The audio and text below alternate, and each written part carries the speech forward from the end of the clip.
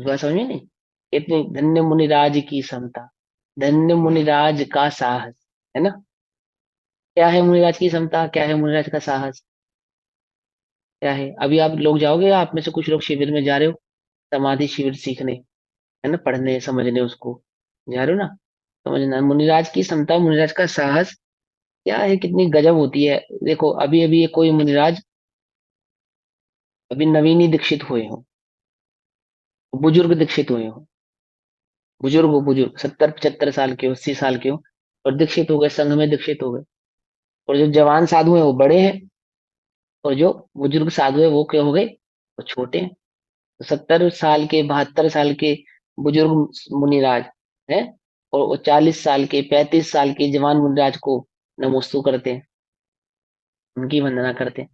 मात्र इतना ही नहीं है, मात्र इतना ही नहीं है, वे जब 70 75 साल के मुनिराज की पता लगे 6 महीने में, साल भर में संलेखना हो गई, संलेखना हो गई। और जरूरी नहीं है कि किसी एजेड मुनिराज की हो, किसी रोग आदि के कारण किसी जवान मुनिराज की ही संलेखना हो जावे, है ना? तो रोग आदि के काल में है, कंदराओं में है, गुफाओं में है, जंगल में है, तो कितने प्रकार की शरीर में रोग होती है, बाधाएं होती हैं, मलमूत्र आदि की बाधाएं होने लगती हैं। कैसे करते होंगे? गृहस्थ हो तो क्या करता है, गृहस्थ के घर में कोई बुजुर्ग हो तो डाइपर बांध देता है, मेड रख लेता है, बाहर से किसी को पैसा देकर बुला लेता है, और स्वयं को भी करना पड़े तो मुंह पे मास्क बांध लेता है, हाथ में ग्लव्स चढ़ा लेता है, और मुंह से कोड़ लेता है। मुनिराज बोलो, एक मुनिराज दूसरे मुनिराज की दीर्घ शंका, लघु शंका रात्रि में हो गई, रोग के काल में, संलेखना के काल में, तो क्या करते हैं दूसरे मुनिराज?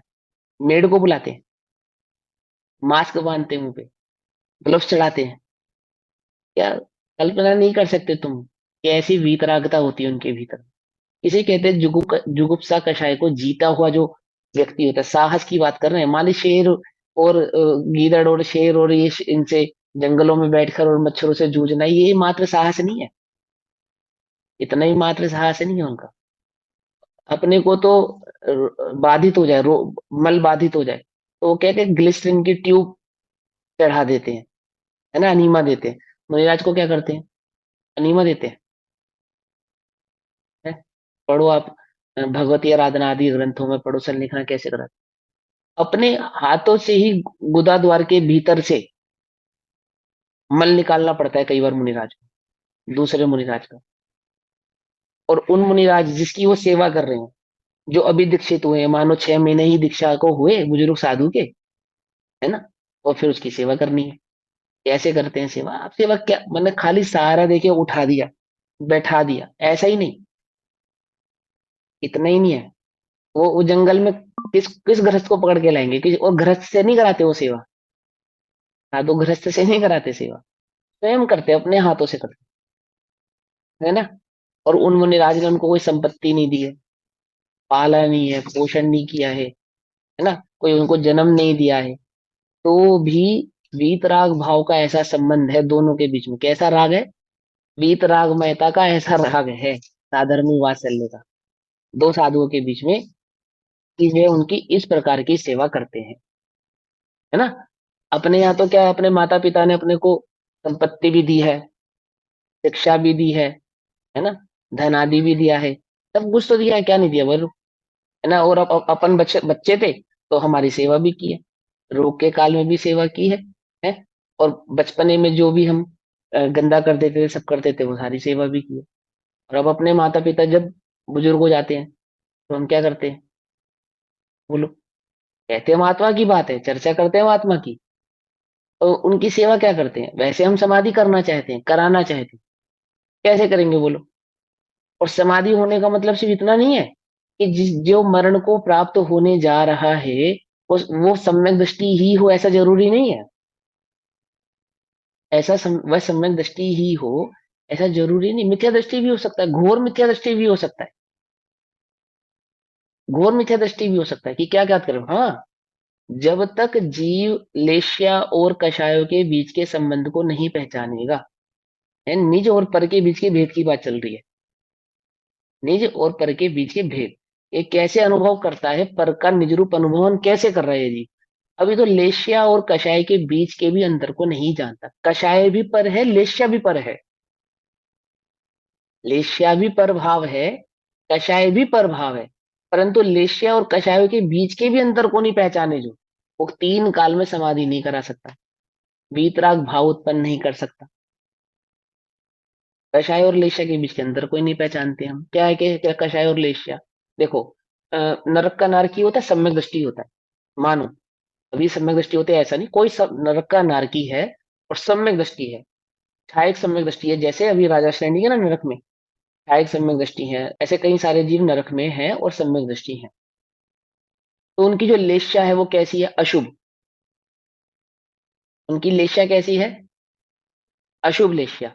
माने वो जो नरक का वातावरण है और वो नरक में जो उनकी अवस्था है, उस अवस्था के अनुसार वे क्रोध आदि भाव करते हुए आपको नजर आएंगे, जान बचाते हुए भी नजर आएंगे और किसी के जान लेते हुए भी नजर आएंगे, आपस में युद्ध करते हुए भी नजर आएंगे, सब करते हुए नजर आएंगे। और वही काली देह, राक्षस जैसा शरीर, उसी प्रकार के दुख, ये सब अशुभ लेशियां। लेकिन उनके परिणाम पता है कैसे हैं, शुभ। उनकी जो परिणाम है वे है शुभ, यानी उनकी कषाय कैसी है, मंद। मंद कषाय है और अशुभ लेश्याएं हैं, तीव्रतर लेश्याओं के मंद परिणाम वाले वो जीव हैं, मंद कषाय वाले वो जीव हैं। क्यों? क्योंकि उनको अनंतानुबंधी नहीं है। सम्यक दर्शन है ना, अनंतानुबंधी नहीं है। और उसी की जगह उलट करो, स्वर्ग का एक देव जिसकी लेश्या है शुभ, सारी लेश्या शुभ है, उसको पीत, पद्म, शुक्ल, तीन शुभ लेश्याओं में से कोई एक लेश्या उसको प्राप्त है। नंदीश्वर आदि मंदिरों के दर्शन करता हो, जिनालियों के दर्शन करता हो, सुमेरु पर्वत आदि की वंदनाएं करता हो, समुद्रण आदि की वंदना करता हो, फिर भी अनंतानुबंधी कषाय होने के कारण, शुभ लेश्या होने पर भी कषाय तीव्र है। क्या कहा, कषाय तीव्र है। अनंतानुबंधी में कितने कर्मों का आश्रय होता है, कितनी प्रकृतियों का आश्रय हो रहा है ना। तो सारी ही प्रकृतियों का आश्रय कर रहा है, सभी प्रकार की प्रकृतियों का आश्रय कर। तब जब वो जिन मंदिर में दर्शन कर रहा है तब, जब वो समोशरण में दिव्य ध्वनि सुन रहा है तब, उल्टा नहीं पकड़ना। लेशें सारी शुभ हैं और परिणामों में, कषायों में तीव्रता है अनंतानुबंधी की अपेक्षा से। नरक के नारकी की लेशें सारी अशुभ है और परिणामों में उसके शुभपना है। एक 41 प्रकृतियों का बंध नहीं हो रहा उसको। कषाय उसकी कैसी कहलाएगी, मंद कहलाएगी, तीव्र नहीं कहलाएगी। अब वो जो आपको क्रोध आदि करती हुई कषाय नजर आती हैं, जैसे कोई क्रोध करता हुआ नजर आता है, वो असल में तो लेश्या है, कषाय नहीं है। वो असल में तो लेश्या है। ये बात मैं क्यों बतला रहा हूँ, अपने घर में बड़े होते हैं, बुजुर्ग होते हैं, 70 साल उम्र हो गई उनकी, 75 साल उम्र हो गई, रोग के कारण स्वभाव चिड़चिड़ा हो गया, चिड़चिड़ाने लगे, गालियां दे रहे हैं, अपशब्द कह रहे हैं, बहुत बुरा बुरा बोल रहे हैं। लेकिन उनकी लेश्याएं तीव्र है, कषाय तीव्र नहीं है। वो लेश्याएं जिनको आप कषाय समझ रहे हो, मन वचन काय से अनुरंजित, अनुरंजित और रंगे हुए जिन परिणामों को आप देख रहे हो, ये सब क्या है, ये सब लेश्याएं हैं, अशुभ लेश्याएं। देखो, उस अवस्था के अनुसार खींच गए हैं, झल्ला रहे हैं, रोग से दुखी हैं, जीने में मजा नहीं आ रहा, भोजन में स्वाद नहीं आ रहा, शरीर है परंतु शरीर अपने अनुकूल नहीं है, खींचे हुए हैं, परेशान है। कोई पास बैठने वाला नहीं है, कोई दो बात करने वाला नहीं है, कोई मन की बात सुनने वाला नहीं है, हालचाल पूछने वाला नहीं है कि कमरे में बैठे। ऊंचा सुनाई देने के कारण कोई बात ही नहीं करता, कम दिखाई देने के कारण फोन आके चला जाए, दिखाई नहीं देता। समझे? वो परेशान हो रहे हैं, वो खींच रहे हैं, रात को नींद नहीं आ रही। अब क्या करें, जब शरीर चलता नहीं है तो नींद भी नहीं आ रही, जब खुराक भी अच्छी नहीं है, व्यायाम भी नहीं है, तो नींद भी नहीं है।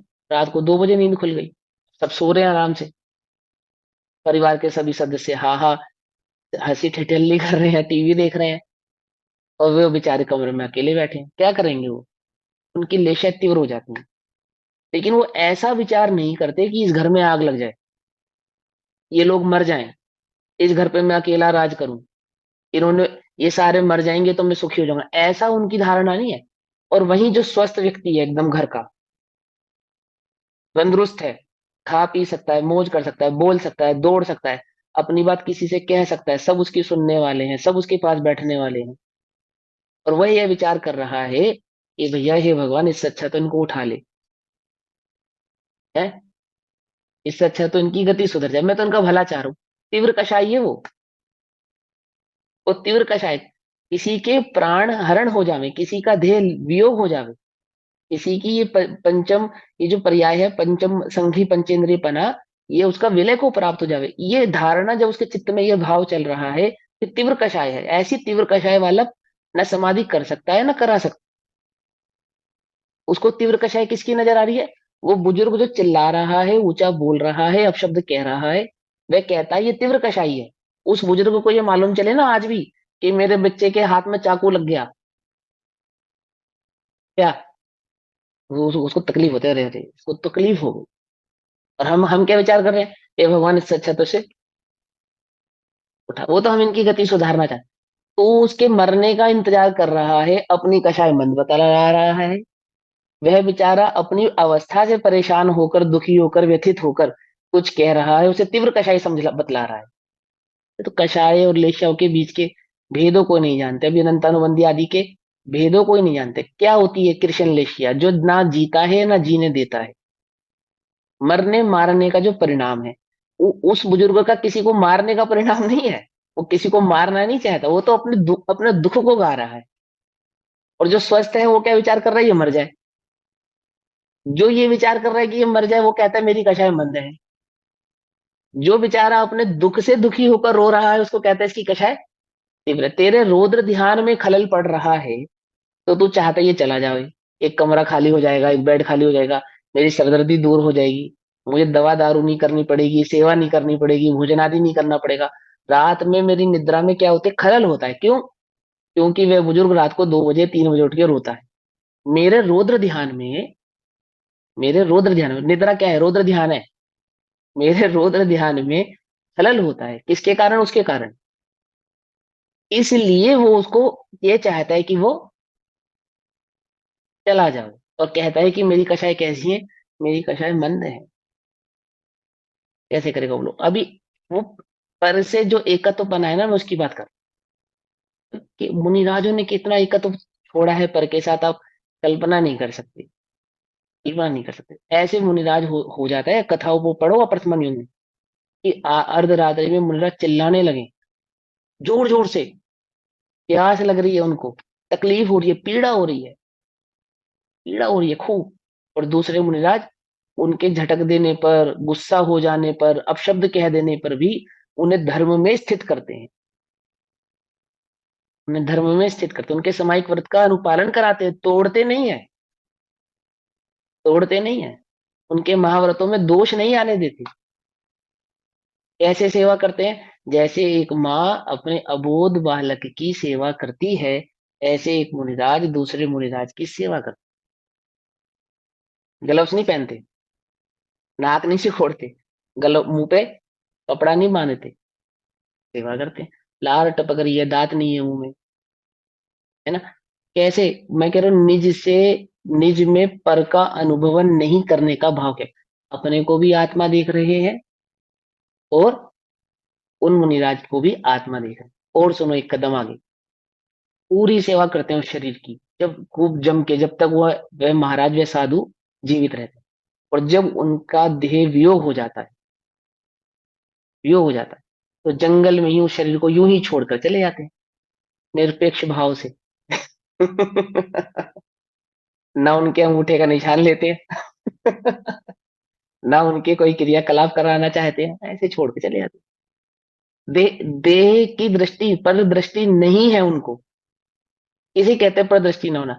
जिस देह की कितनी एक समय पहले तक इतनी सेवा कर रहे थे कि उसका मैला भी उठा रहे थे, उससे गालियां भी खा रहे थे, है ना, उसके उसके झटकने आदि पर भी उसको धर्म स्थित कर रहे थे, और जैसे ही वो चेतन गया, उस देह से कोई मत छोड़ा, चल दिए, चल दिए। कुछ बात समझ में नहीं है? निज में पर का अनुभव नहीं करने का भाव क्या है, क्या जागृत करता है आपके अंदर में?